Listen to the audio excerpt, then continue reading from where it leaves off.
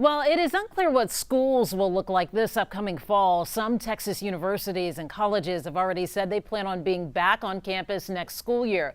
But local school districts are grappling with the health risk of bringing kids back too early.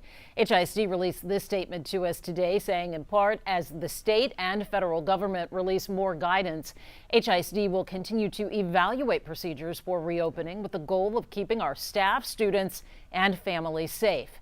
This brings us to our question of the day. How long do you think online learning should continue?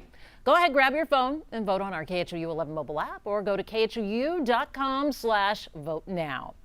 And many parents and students are weighing their options and asking themselves, should they move forward with their college dreams or step back and reassess? David Gonzalez has more on this unique dilemma they're facing and what they can expect in the fall.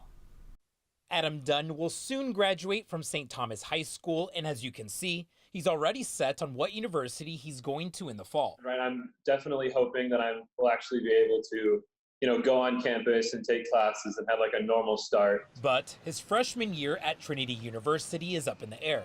Colleges are considering online learning as the fight against coronavirus continues. And not having that peer group is definitely going to make the experience different.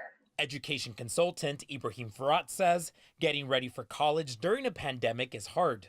He says parents are concerned about safety, but also about the cost of college. Colleges have been selling students the idea of a campus experience, like tailgates and football games and, student life, dorm life, and, social interaction.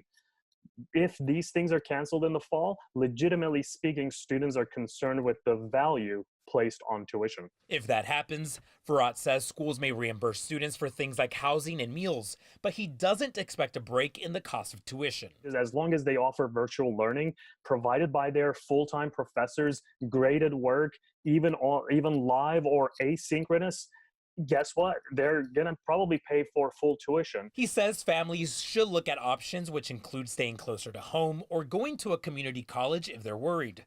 Adam, though, he plans to stick to his goal of going to Trinity University, regardless of how it starts. What can you do, right? I mean, you kind of have to do what's best to protect more vulnerable people. So, I wouldn't hold a grudge, but yeah, I'd be disappointed. In Houston, I'm David Gonzalez, KHOU 11 News.